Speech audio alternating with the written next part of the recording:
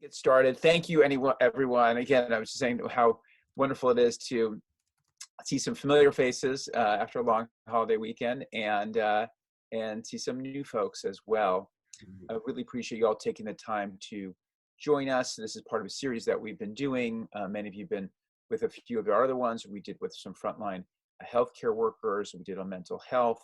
That we did on local government response. And please send me ideas for other topics that you'd like to see me explore, you'd like to have answers to, or suggestions for panelists. Working on one about work from home, both kind of best practices, especially for businesses, as well as looking at implications for the region. So that's one of the other ones that we've got coming up that we're working on now. We're fortunate to have a great group of folks joining us today, and as part of the many horrible and difficult things about this coronavirus crisis, one of the biggest is the impact on our small businesses. And we were just talking about this ourselves right before people joined. And I'm not sure people realize, in fact, I'm not sure we all realize, what percent of California economy and what percent of jobs are held by people working for small businesses. And the answer is it's almost 50%. Now that's if you define businesses as 500 or fewer, but even if you say 100 or fewer, it's still close to 40% of all Californians are employed by small businesses. And small businesses, as everybody knows, have just been hurt tremendously by this crisis. So look forward to exploring these issues with you all today, and what can we do about it, and what is our path forward.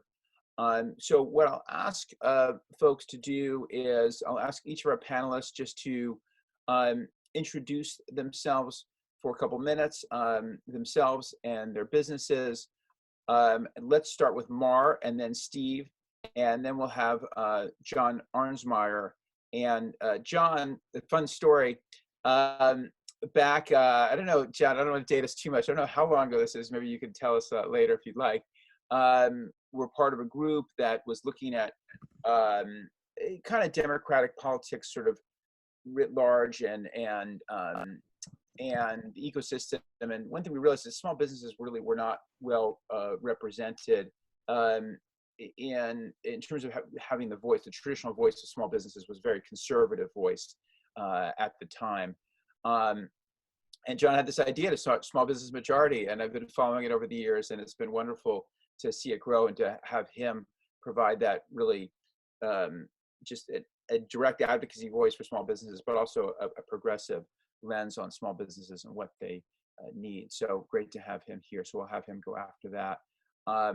So let's start out with Mark. Tell us a little about yourself and your business. Sure. Thank you, and good morning. Thank you for the opportunity, John and Josh. My name is Maris Alvarado. I am owner of Alro Window Coverings, a full-service window covering company in Mountain View. We serve both commercial and residential clients. I have a team of about 10 employees. I'm very proud to hire and say that we hire locally. Aside from running the day-to-day for my company, I am very passionate about my local community. I was raised and grew up in East Palo Alto and the Bellhaven community.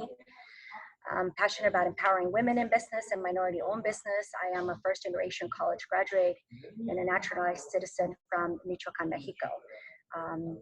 So thank you for the opportunity to share my experience as a small business owner. Great, thank you. And Steve? Oh, wait, Steve, you may still be muted. Hold on. Let's see. Good. I think we were unmuting at the same time and ended up remuting. Anyway, thanks Josh and everyone else for having this meeting. I think it's great for small businesses to share, our experiences with you, and so you can have a good understanding of our challenges and hopefully help us, find solutions. Most importantly for all of our workers. Real quick history on Ladle and Leaf. My restaurants, I have 13 restaurants. They're called Ladle and Leaf, but we are the evolution of something some people might be more familiar with, which was called San Francisco Soup Company. That's the business that Jennifer and I started 21 years ago with the idea of bringing great quality, healthy food to people in a quick service format. Really, healthy quick service or fast casual food was not popular at the time. There was no Food Network at the time. There were no celebrity chefs, trying to bring their food to the masses. It was a new idea at the time, although I have to say we did get the idea from the Soup Nazi on Seinfeld. So that's just true. No getting around that. But we brought the idea here to San Francisco, and immediately it was a big success. The first little restaurant that we opened, that we hoped the kitchen in that one restaurant would be able to serve a few, which is the dream. Actually, that kitchen wasn't even big enough for the original restaurant because people just loved the idea of having great, healthy food for lunch in San Francisco. That's where we started, in the financial district. Real quickly going forward, we opened up more locations. We opened up a central kitchen. And we ultimately, about 5 years ago, 10 years ago, we started selling salads made to order. And 5 years ago, we started the rebranding process where we thought the name San Francisco Soup Company and that brand needed to be refreshed. We now call it Ladle and Leaf. We have 13 locations in the Bay Area: San Francisco, Oakland, Berkeley, East Palo Alto, and SFO. We also do sell soup to grocery stores, either under a private label or in also a private label in their bulk soup section. So that's the quick story about Ladle and Leaf. We have a central kitchen in San Francisco where we have about 40 people working, and we have a little bit over 200 people in the whole company. Great. Well, thank you. And I know one thing you've been doing during COVID is direct soup deliveries, and I benefited from that myself, and our family really enjoyed it. So thank you for being here. John, let's turn it over to you. And by the way, we both do. I'm going to close my door for a moment, and hopefully we won't get too hot in here. But keep the sound down. But John, go ahead. Okay. Well, thanks, Josh. Great to be here. Great having Jessica and Mar here as well. So Josh is right. I think it's somewhere between 15, 20 years ago, 16, 17 years ago, Josh and I were part of a group that was trying to figure out how we could broaden progressive politics, and obviously, focusing on business, and particularly small business, was a big part of that. Josh was a great supporter of ours as we were getting rolling, and continued to be a source of advice and support as we kind of move forward in the early days. So really appreciate that. And it really is essential, and I think we're seeing this now in this crisis, of how essential small business is, not only in our economy. Josh cited some of the statistics on number of jobs, but in our communities as well. And to the extent that wasn't well understood prior to COVID, I think everyone now recognizes it's better understood. So from those early days when I first knew Josh, we have grown quite a bit. We're a national organization now, although our biggest footprint is in California. We've got staff of about 24, almost half of those in California. And we have about 65,000 members of our network. We do two things. We focus on policies that benefit small business, both at the national and the state level.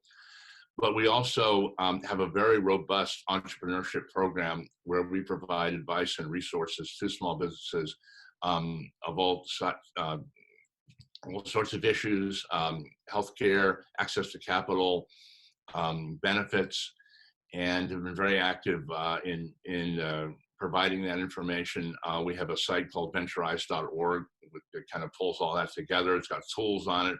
It's got something called Match Finder that allows you to go on and to put your information in and get hooked up with responsible lenders in your community. So and that's been a big piece of our work in the last couple months. So we have seen just tremendous devastation of the small business community due to this COVID crisis.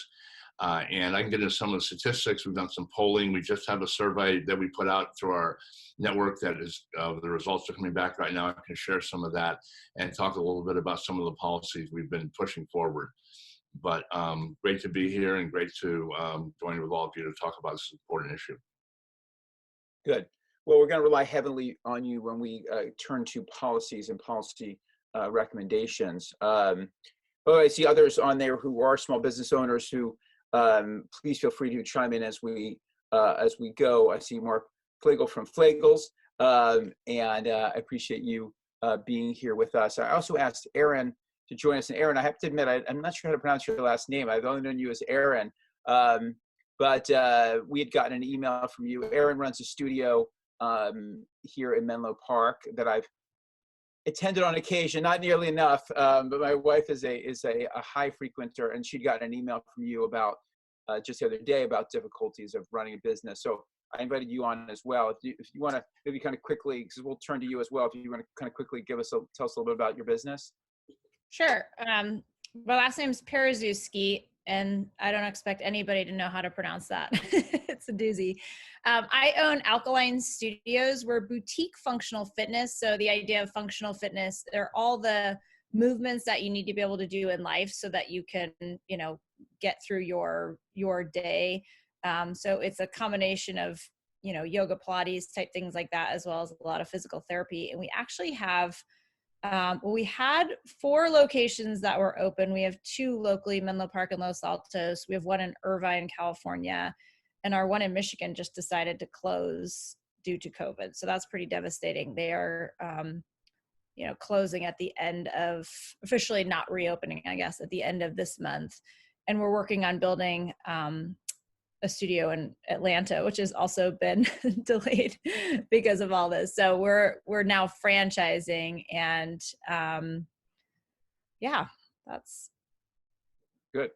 Well, thanks. Give us an overview. We'll definitely turn to you. And I'm sorry to hear about that Michigan studio, already a casualty of this crisis. Mark, I just see you. Anything you would like to say? And we sort of start out or give people a sense of the business. Can we? Yeah, there we go. Okay, Flagels has been around for 66 years, doing interior design and high-end home furnishings with clientele and local client, regional, national, and international clientele. And we provide, I think, very capable interior design service and make lives. Our motto is to really make life easier for a lot of our customers. We're really being impacted by this because of what's going on with the internet, all of that sales. The retail business has really been hit hard, and then over the last few years, and then particularly with regard to the virus now. And so we had moved to a smaller location, and we're only open for 1 day before we had to shut down. And that's been now, almost 3 months. So it's crazy. And so we maintained our staff, we're paying them, but we're not bringing any money in. And so this is we're being bled and bled and bled, something like out of the Middle Ages, I think. So we cannot understand why the big boys are open and packed with people and doing so well. I mean, I have friends at Home Depot, and they're working 10, 11 hours a day, getting overtime. And so are the other big stores, the big box stores that are allowed to be open, but so many are not, and particularly the small businesses are really hurt and just totally ignored by our government. And so that's why I can understand why so many salons want to just will open up. And there's a lot of backdoor operations with salons going on. And I can understand that. They hate to be breaking the law in a sense, but they have to survive. And for us, we can't our hands are tied. What can we do? We just have to wait this out. And yet, a store like ours, if we have 3 or 4 customers in at a time, maybe 2, what's the probability of someone having the virus? If we check them carefully, if we check their temperature, if we give them gloves, if we give them a mask. Yeah. Let's get to that in terms of solutions. But right, socially distance in a store like yours is, I think, is possible. So Well, thank you for sharing that, Mark. I mean, and thanks for being on here representing, as you said, I think 66 years, 60 plus years. Yeah, it's been 66 years, of business, and now, facing this crisis. So let me hear from Stephen Marr then. Tell us a little bit of how the virus has affected your business, and how have you been, trying to adapt? I'll go first. Yeah, it's been really, really difficult. I want to extend a huge, I'm really deeply sorry for anyone directly affected by COVID, a loss of a loved one. I can't imagine. I think for us as business owners, the stress of dealing with how do we support, I think something unique about small businesses is that we are very in tune with the people we work with. We understand their family situation. We are personally vested in their livelihood, and we understand how that directly impacts the well-being of our business.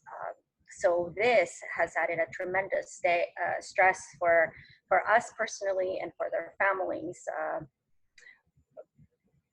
Our business operation was immediately shut down because of the shelter in place. So we are a service company, and the service industry was deeply impacted by a devastating impact. We had to ground our service appointments immediately without really a heads up or advance notice. And for all of us to say, okay, we're going to be home, and for their children and now children from school to be at home, I think basic human rights as shelter and food became a huge maybe in question, where I think as adults and as parents, you try to provide for your family. And when you're paycheck to paycheck, and where you have employees where they depend on a full-time 40-hour-a-week job, and that comes without notice, and as a leader of your company and your team, I really struggle with what do I say? How do I handle, and how do I keep a straight face to say it's going to be okay? So huge stress factor, them stressing about being evicted and not being able to provide, and then food scarce and basic essentials not being at the store. And with all the health issues and not having access to the personal protective equipment, such as a mask and gloves, it was really scary, especially the first 3 weeks where I didn't really have something to say or comfort them. So I think for me, my team's well-being, their mental state, and it became more of a worry than our financial situation. It was more about staying healthy, being safe, making sure that everyone was safe and not sick. Yeah, good. Well, thank you. How about Stephen? Stephen, I also know that you've been involved in a number of restaurant associations and such as well. So you've got a bit of a broader perspective as well. So yeah, please share us. Sure. As Mar was saying, when this started, it hit very quickly, and it was really devastating for us, for our employees. Just as with our company, we know our employees very well. We do have over 200 employees, but it's not that many. We know them. Many of these folks have been with us for more than 10 years. They joined our company when they were just regular servers, and now they're managers of restaurants or even larger parts of the organization. And to just come to a dead stop was really hard. We're still dealing with that now and trying to help people out as much as we can. But the truth is, we don't have the money to just pay everyone what they used to make. And we can talk about the PPP and all that in a little bit, if you like, Josh. But we've pivoted a little bit to try to keep as much of the company going as possible. And one of those pivots is delivering food to neighborhoods. Literally, as this was all starting to happen, but before we were actually shut down, we thought, well, what can we do to maintain our business? Because we saw it coming like within days. And we put up together a website. it was at our ladleandleaf.com, and people could go there, order food. We would deliver it to a spot in the neighborhood, whether it was Burlingame, San Carlos, Palo Alto. That's where we're primarily delivering now. And people were real excited because they didn't have to get in line at Safeway or Costco or, the places that were kind of scary to enter at the time. They trusted us. They trusted our food. We were always wearing proper PPE all the time, as we do now. And that's just one small thing that we did to try to bring in some revenue, but really it's tiny compared to the amount of business that we've lost. And remember, we're a quick service restaurant, so you think, okay, we can just do takeout and delivery like a lot of other restaurants. But the truth is, all of our restaurants are located in the financial district or in office centers. And if people aren't at work, they're not buying our food. Generally, when people are ordering food for pickup or delivery, they're ordering from their neighborhood. And it just so happens that our locations are not in neighborhoods where people go to work. In fact, our largest volume operation is at the airport at SFO. Even that was closed down. And only recently did we reopen that, but we're only one of a very small handful of restaurants that are open at the airport. And I got numbers today from the airport. Only 5,000 people went through security yesterday at SFO. That's it. Just 5,000 people out of the thousands and thousands that would normally go through there every day. So we're having to figure out what to do and how to operate more, just do things different. And one of the other things we're looking at is, all right, well, we have a connection to office workers and some companies. Maybe, and this is something we're just brainstorming now, maybe we can go to companies and say, hey, all your workers are at home. You used to order catering for them at work. Maybe you want to buy them a meal for their family. I don't know. I mean, that's where we are right now. We're trying to be creative. We're trying to figure out what we can do to meet people where they are, because they're not where we are right now. And it's hard to know when that will happen. Yeah. Yeah, actually, one thing I've been involved with is Frontline Foods, which has been trying to buy meals from restaurants and deliver them to frontline workers. But they've been working on a kind of stay-home takeout program. And the idea is go to companies and say, hey, on a Friday night, buy meals for all of your, for all of your employees and have them delivered, to the home. So I should connect you up there. But yeah, just trying to, people are trying to be creative. And Josh, thanks. I think either you or someone else may have connected me to Frontline, but they're full. Right. They're working with a number of restaurants, and I think they're out of funds to bring on more restaurants. Right. I'm on the waiting list. Yeah. But anyway, that was one idea, stay home and take out. Anyways, just thought about that. And how about Aaron? I know you've moved to online classes. I've participated in a couple of those, partly with my wife, but maybe you could tell a little bit about how it's affected your business and how you're trying to adapt. Yeah, I mean, we did move to a virtual platform. We tried to create, our classes are very interactive. And so it's all about community, and the fitness is kind of the vehicle to bring people together in a supportive environment. So I feel like that continuity and that consistency in people's lives is not just good for physical health, but it's really good for mental health, which we all need right now. So we pivoted to virtual, which allowed us to retain a lot of our members, but we had a whole other part of our business, which was, drop-in folks. And then of course we have a retail location. And so we had, people coming in and purchasing things. So it significantly impacted our revenue. What we're finding now that after, 11 weeks, I guess. I don't even know how many weeks we're into this, is that people are getting tired of being on a screen. So, we're all on screens all the time. And I read this article in Forbes that actually says the output for digital is 10 times what it is in person, because you don't get the energetic output. You don't get the energy back from people like you would in a conference room or in a restaurant or in an in-person environment. So I think that, in addition to just circumstances in general being very heavy and draining on people, that's impacting business. So I don't know. I mean, I'm worried about our future because we are, again, we're a non-essential business, as much as I think we're very essential. You know, we're a phase 3, and the likelihood of people wanting to come back and exercise in the same room with other people and breathe and sweat with them is probably unlikely. We did a survey recently of our clients, and about 28% of people said they plan to come back to a in-person environment, and most people said they wouldn't come back without a vaccine. So that's, I mean, we're looking at, you know, sometime in 2021 for that. Yeah. Yeah. Yeah. Scary stuff. Well, I want to, and again, thank you for sharing that. And thanks for the email that you sent out too, because I think that raised awareness by all your members to, and, you know, hopefully, fortunately, in this area, you know, people stick with their, you know, with the people that have been there for them, you know, and support these businesses. But I know it's still extremely difficult.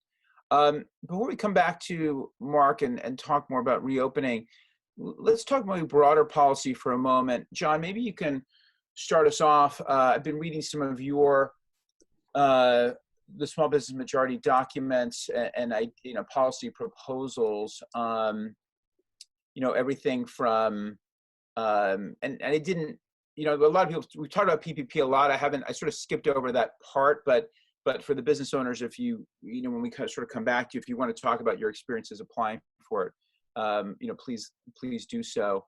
But John, you had some ideas about providing grant assistance to making sure small businesses stay afloat, reforming the PPP program, robust funding for business support services, expanding access to responsible credit and capital, and additional financial measures and resources, and finally strengthening the Affordable Care Act and paid family and medical leave. So a long list, but all of it, you know, super important. So John, maybe you want to walk us through a few of those proposals and any insight you can give us into receptivity that you're getting for any of these proposals?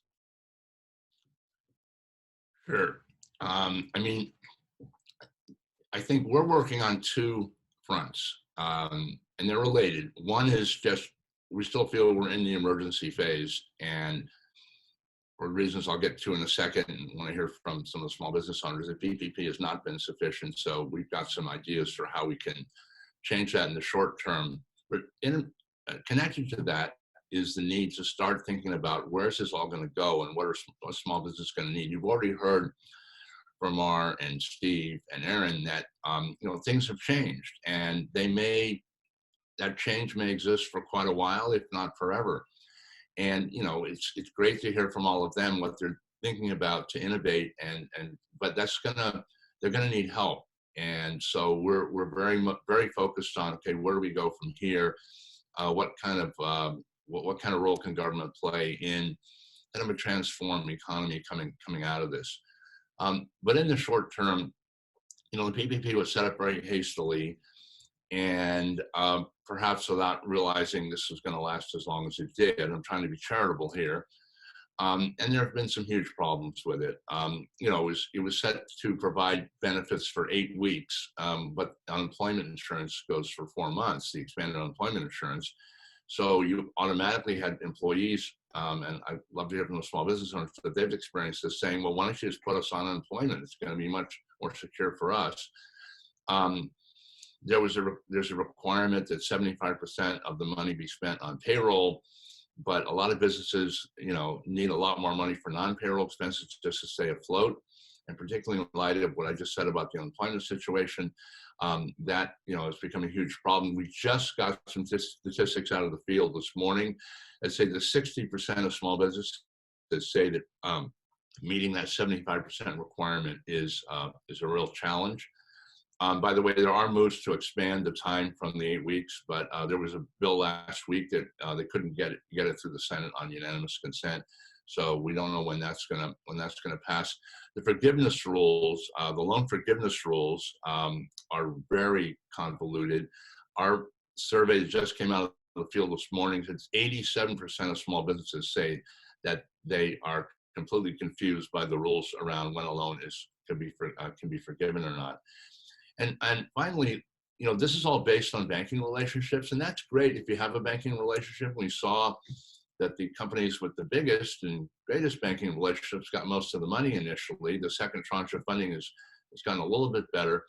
But there are a lot of businesses, particularly in underserved communities, particularly minority-owned, women-owned, rural businesses, immigrant-owned businesses that don't have those kind of strong banking relationships. Some don't have any banking relationships, and they need money as much, if not more, than anybody else. And yet you've got a system that's structured around favoritism for people with existing banking relationships. So really quickly, that's kind of the problem.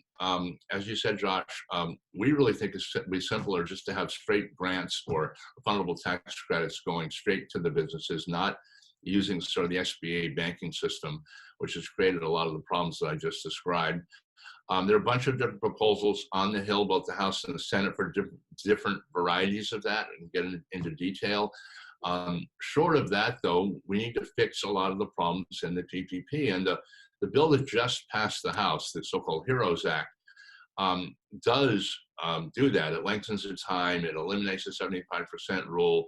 It makes the forgiveness clearer. It takes care of a whole bunch of other issues. Leader McConnell says, well, that's dead on arrival in the Senate, so we have no idea where that's going to go.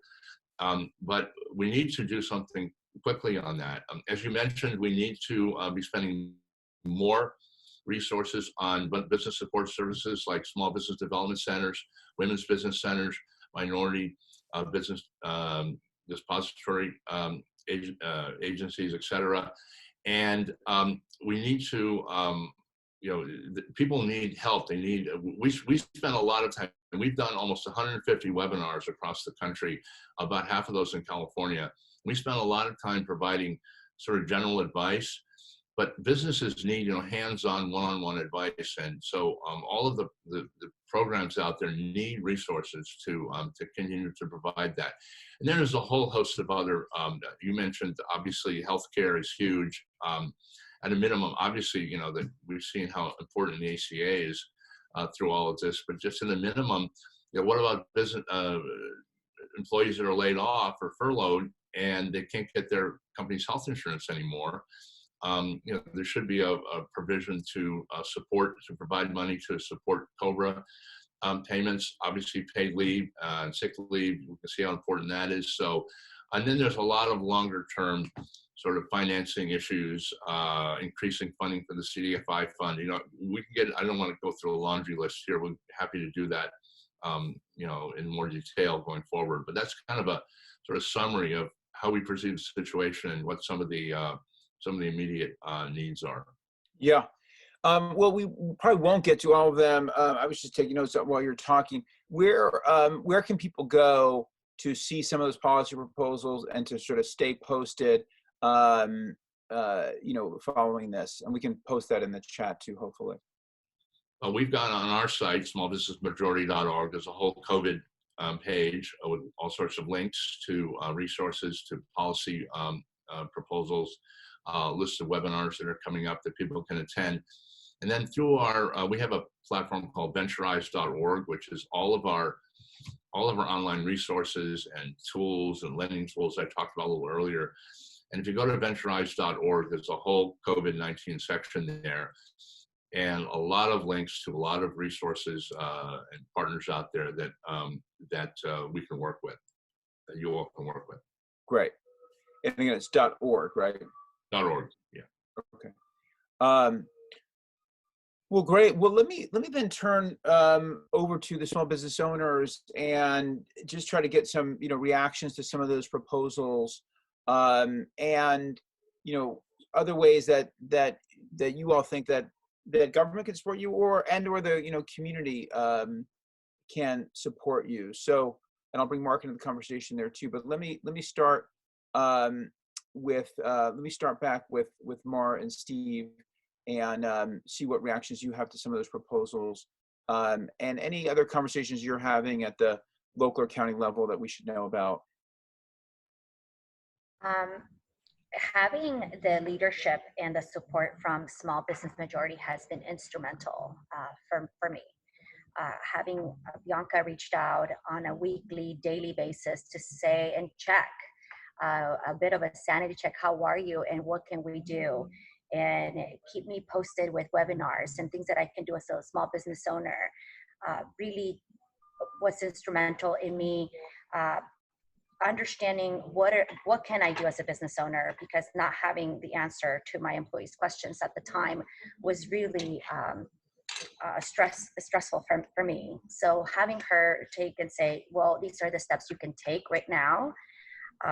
But it's hard not to think about the other small businesses. So I have a certain advantage of knowing how to navigate social media, the web, reach out, leadership government for our local government, and ask for help.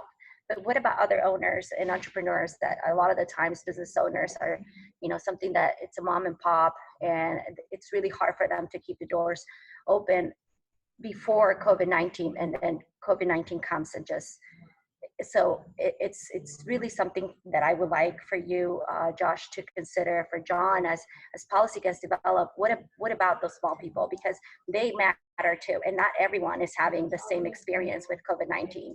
A lot of people tend to think, well, it's everyone, and it's, well, yes, it's everyone, but not everyone is having the same experience, and it's important for us to understand that. I think empathy and sympathy goes a long way. And when we're talking about supporting small businesses, thinking grassroots. So locally, what can we do? And what are the local businesses that are in our neighborhoods? And what are the needs that we have as individuals? Some people continue to get their paycheck to paycheck. That hasn't been the case for everyone. So how can you support the small businesses that are most impacted by COVID-19? PPP and applying for the government programs. Just complete system overload, lack of communication and response.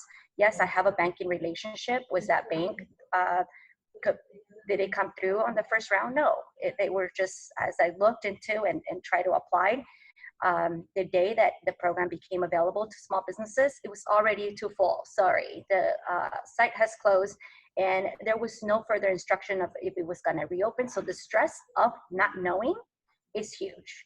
And I think that that's something that could have, I understand it was last minute. No one, it seemed like there was a lack of preparedness and a lack of understanding how small businesses really were going to be impacted. But that really just hurt me, and I can't help to think, but what about the other people? So. No, in one business I was involved with also affected in that way, and then also just very upsetting to read then in the subsequent days about large chains that were getting millions and millions of dollars, tens of millions from the program, when it was so hard for small businesses here, and that, which is, I know personally, to apply. So very upsetting. Steve, how about you? And again, I know you and I also talked about PPP and how it it's basically you're paying people when the time is completely shut down, but really when you need the support is sort of now, right? When you're sort of partly open, you're still paying people, but your business is a fraction of what it was. Yeah, I mean, that's right, Josh. And you also mentioned before about my association with the Golden Gate Restaurant Association. So I've been talking with my restaurant colleagues from other businesses, this whole time, from when it started through now. I mean, every day I talk to a few people, and the crazy thing is it's so complicated, and the forgiveness rules of the PPP are so challenging to understand, and they're changing every day. I mean, tomorrow, actually, I was gonna say tomorrow on Wednesday, the House is voting again on changes that we believe will be very helpful. And we're hopeful for that. But in the meantime, I'm halfway through my PPP loan, and I'm supposed to be spending it to benefit my employees, to help my business bridge this time period. And the problem is, this bridge will not take me to the other side. It's not enough time, it's not enough money to get us to the point where we'll be able to open our restaurants when the customers are ready to come back. And as Mara was saying, this COVID-19 situation hits each of us differently. Each of us is going to have a slightly different experience with how it affects our business, how it affects our employees, and when our business, if ever, is able to recover. And that's the challenge with the way the PPP was initially written. It was very structured in a way, and very programmatic. And I believe it's going to be opened up or loosened up. And the question is, will I have enough money that we were given to spend when we need to get our business running? Because we've actually been spending that money up until now, paying people not to work, which is understandable, right? That it's called the Paycheck Protection Program. The intention was for the government to give us money that we can then pay our employees and then pay a little bit to our landlords and utilities, so that everyone can kind of not have that hard break. The problem was the money didn't come soon enough. And now that it's here, the shutdown is going to be longer than any of us well, we suspected it was going to be long, but it really is going to be long. And now it's kind of a bridge halfway across the chasm, but it's not getting us to the end. And most small business owners that I talk to are very concerned about how they're going to make it through the next few months, even to the end of the year. So we'll see, but we're going to all need to be creative and work together, and hopefully people like John can, communicate with the folks that are making policy decisions and have the financial wherewithal to help small businesses and help our employees get through. So that's kind of where we are. Yeah. And how about you, Mark?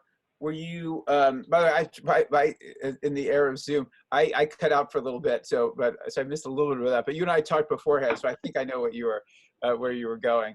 Mark, what about you? Were you able to apply for PPP? Have you? And what about? I know in San Mateo, I've been trying to help raise some money for San Mateo County Strong, which is doing grants for small businesses. And I don't know if anyone's, Aaron or Mark, I don't know if you've had a experience with that program. I think it was a similar thing where they opened up and in 4 hours they got just a massive number of applications. But anyway, Mark, what about what other comments do you have? Again, we'll sort of get a little bit more to reopening, but just in terms of the other policy recommendations in terms of or experiences with the loan programs. Okay, I'd have to say that we've been very fortunate because as soon as we heard about the SBA loan, the application went in, and the bank didn't even know about it at that point. But the application went in, and the money was received. Probably not enough, but money was received in short order within a few days. But that's already been used. That's all been used for basically for the salaries for the staff. Mm-hmm. And the anticipation was that this is going to be for 3 weeks, 4 weeks, maybe, but to cover their salaries for a couple of months, which now is April and May is done. So what do we do going on through June, July, August? How long is this going to last? Mm-hmm. And they've applied for, I think you mentioned this one in the county. I think an application went for that, but that was too late. And those are small numbers. We're looking at some large numbers here. So what do we do? Then we have to furlough our people, and you don't want to do that because then you have the whole the medical insurance ramifications there. So, it's a real quagmire. Yeah. No, I understand, and I understand a solution, but how do we?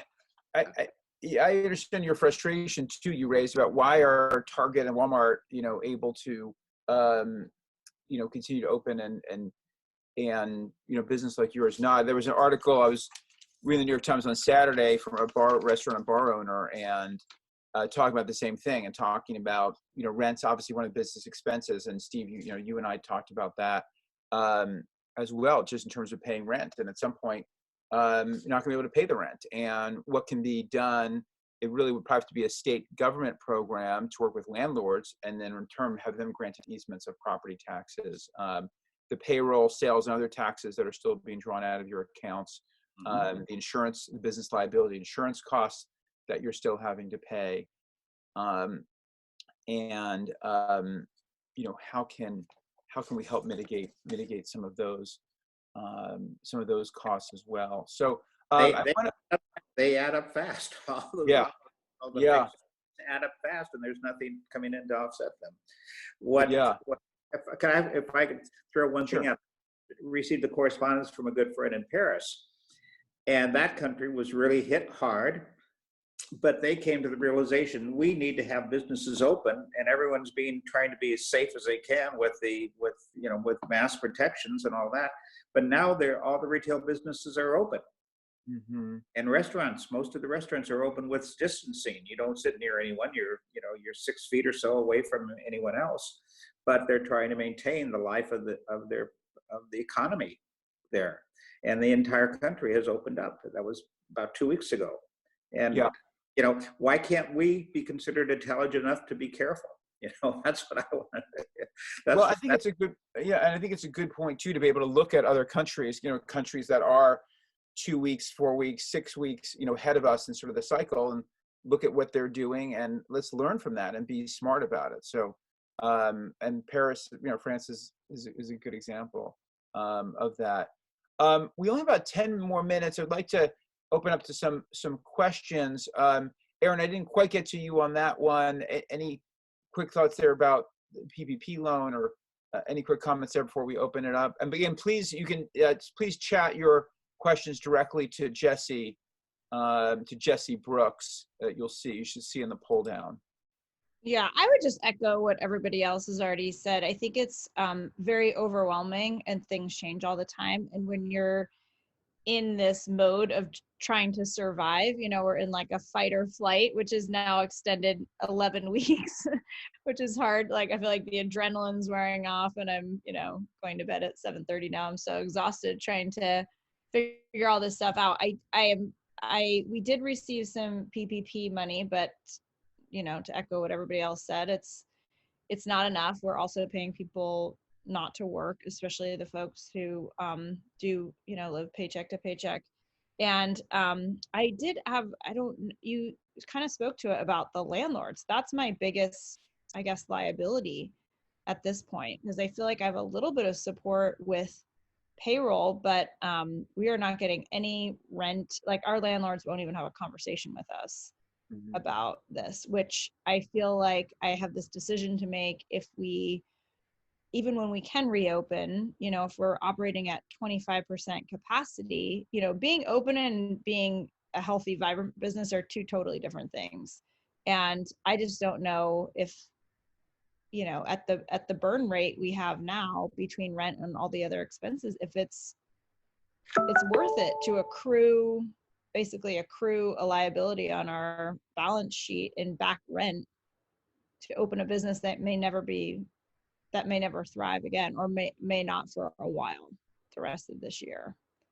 So, yeah. Yes, and that's those same conversations I'm having. I mean, and again, I really appreciate you all sharing these stories. I mean, being an entrepreneur, I know, you put your heart and soul into these businesses, and you have the responsibility you feel for the employees. It's just overwhelming. And then to have something like this with the tremendous uncertainty and the frustrations, and I know how hard it is. So I really appreciate you all sharing your stories with us.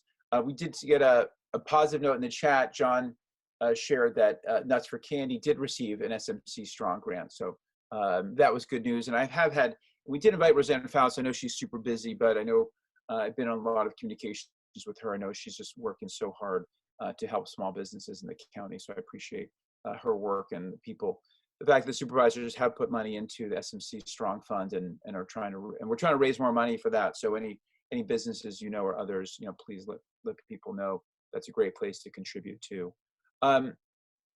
Jesse, questions? Yeah, so we had a question from John.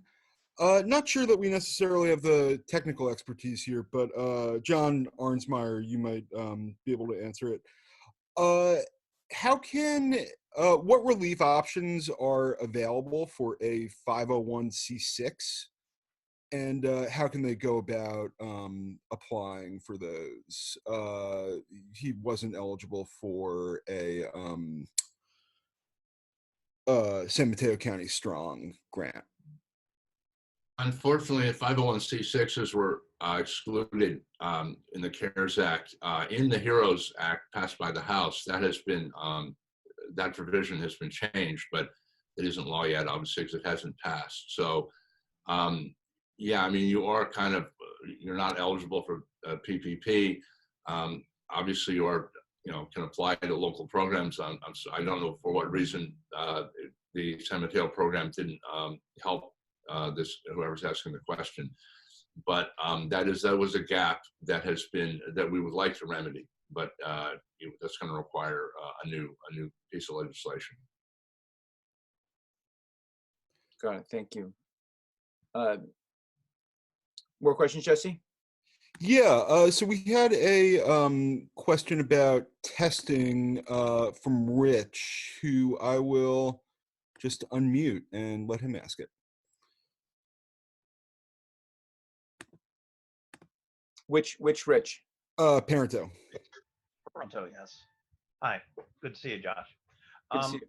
The question I had was that I had seen some stories about testing where at least some companies have gone on a weekly testing of their employees so that they can tell their customers and employees that they have a safe environment. And I suspect that the value of that differs depending on the type of business, small business.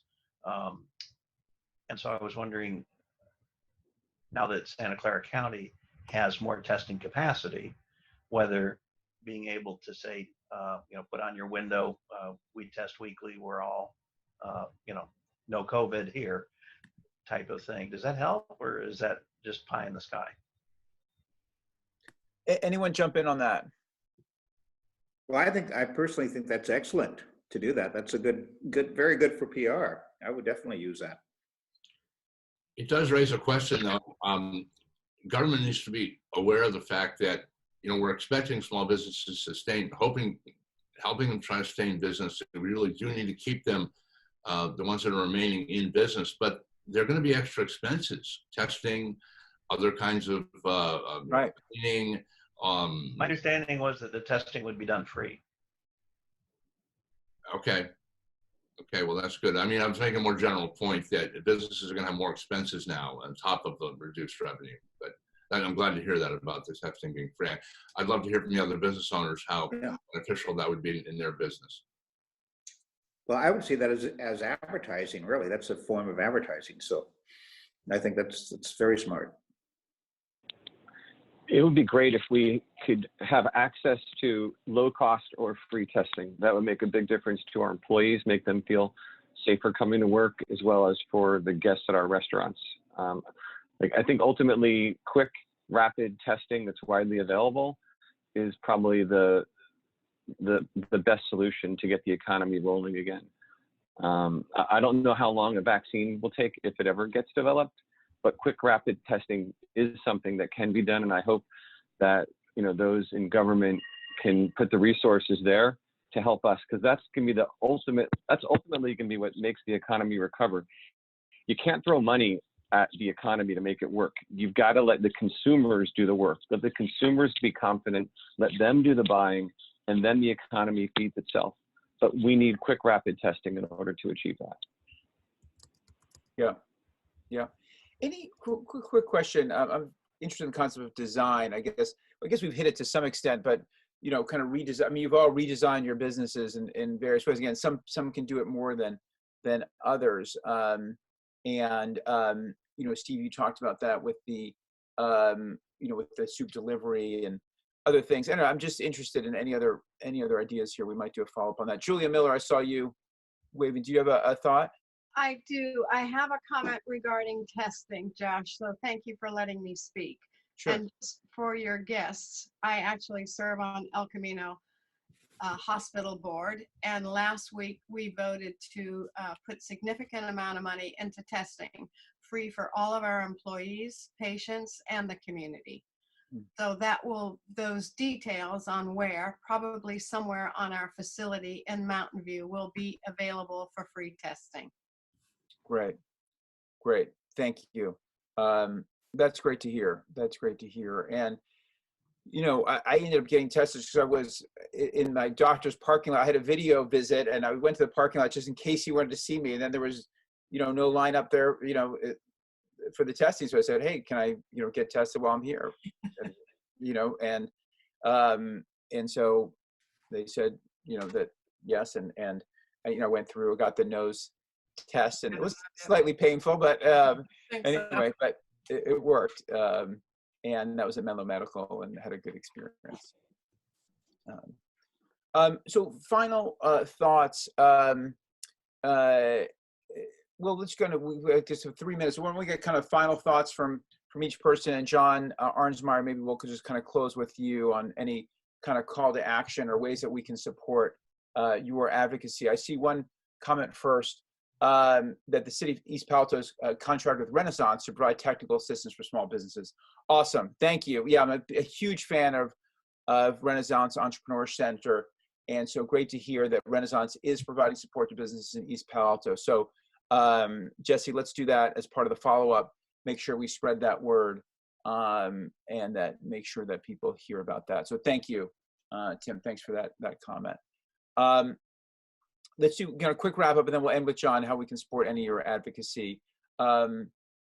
Steve, do you want to start us off, and then Maura, Aaron? Sure, I'll just be real quick. Josh, thanks for convening this meeting. I think it's great for more and more people to hear about how small businesses are challenged by this, so we can all come together to find the best solution. So thank you. Okay, thank you. Maura? Yes, thank you for the platform. For me, for us, we are slowly opening, since we do work with some construction companies, and I think the access to personal protective equipment has been challenging. So we were able to secure some with from Ace Hardware and the local stores here, because everything else was depleted. And I think it's part of us reaching out to our clients and saying, we are able to safely serve you. I've retrained my employees to make sure that they feel safe. I've asked our clients and our customers, as we schedule appointments here and there, to say, are you safe with us coming into your home? My business is different from the restaurant business, and like I said, it's a personal. How is your business being affected? We are not a retail store. We don't have clients come into our office. We do go, but we did get ourselves into a bigger space early this year because we were expected growth in business and a growth in employment opportunities, and all of that came to a halt. So please, I think right now, networking and being able to refer businesses to one another, and being very locally mindful as we make those business decisions and offer business opportunities to our local businesses, just makes a huge impact. And I really appreciate the time, the opportunity. Keep us in mind, if anybody here on this platform, Mr. Moody, Laura Martinez, my business is open, and we are safely able to provide services to anyone that needs window coverings, shades, blinds, and drapes. And tell us the website, and tell us the website again. Alro, ALROINC.com. Mr. Flago, I see some drapery right behind you. If you need me to come out and check it out, Okay. I certainly can. Okay, great. And we'll put that, okay, Jesse, it's INC, Jesse, right? Yes, Alro, INC.com. INC.com. Yeah, okay, great.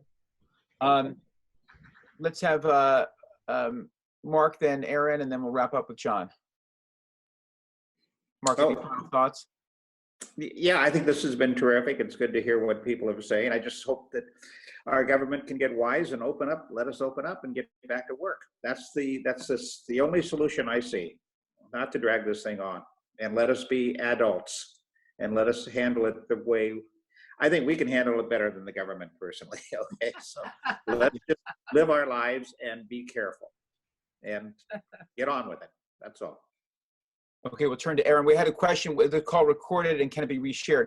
Yes, we are recording, and we will put that out usually on our platform when we advertise the next one, but you can also email Jesse, that's just Jesse, at beckersenate2020.com. Jesse at beckersenate2020.com. He can get you that as well. Aaron, final thought for you, and then we'll wrap up with John. Yeah, I thank you for putting this together and for inviting me. I think it's good for us to share our struggles and to brainstorm ideas, and to know, especially as small business owners, it can be kind of a lonely road sometimes. And so I think it was great to know, A, we're not alone, and B, we have each other to bounce ideas off of. So I think I also echo what Mark said, which we need to get open and teach people how to be responsible, because I fear that at some point we're going to look back. It's ironic that this is all happening in 2020. We're going to look back and realize that this is maybe it's been a lot.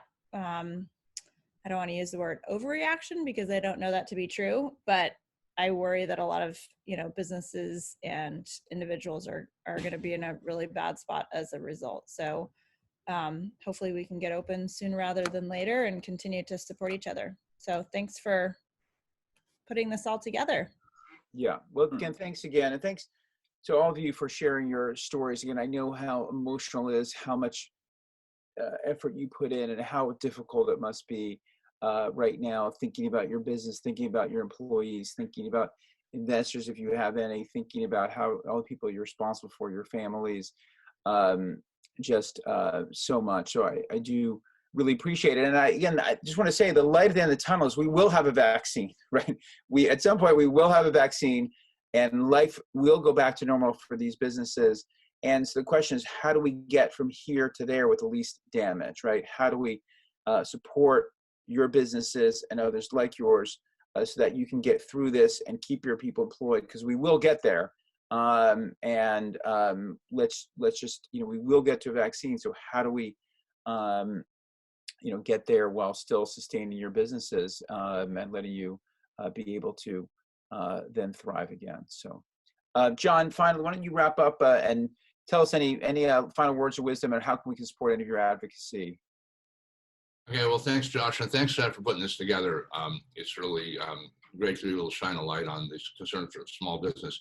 Really quickly, on the resources side, please avail yourself of our site, smallbusinessmajority.org, and our companion site, venturize.org. A lot of resources there. Mar mentioned Bianca on our team. That's Bianca Blomquist. She's our Northern California outreach manager. She is available. Her contact information is on the site. She's available to direct you as well. And on the policy front, all I can say is, stay in touch with your elected representatives. I wish, in the Senate in particular, the problem is not on, I don't want to get too political here, but we don't have any senators in California that are problems there. But again, both Senator Harris and Senator Feinstein would appreciate hearing from you, as would your representatives. State government as well. State is stepping up. They're going to have major limitations due to budget problems this year, but please contact your state senators and state assembly members. We just need to keep hearing your voices. And forums like this, again, thanks to Josh and Jesse for putting this on, are a great way to get your voices out there. But you need to be heard, and you need to be heard by a wide swath of people. So really appreciate hearing from all of you today, and keep up those voices. Great. Well, and Kristen reminds us to all stay safe. If we're all staying safe and we're all wearing masks and doing what we need to be doing, then that'll also help increase the confidence and get this all open more quickly. So, Kristen, thanks for that reminder. So, thank you all. Thanks to our business owners. John, thanks for being here today, and I look forward to more conversations. Thank you. Thank you. Thank you. Thank you.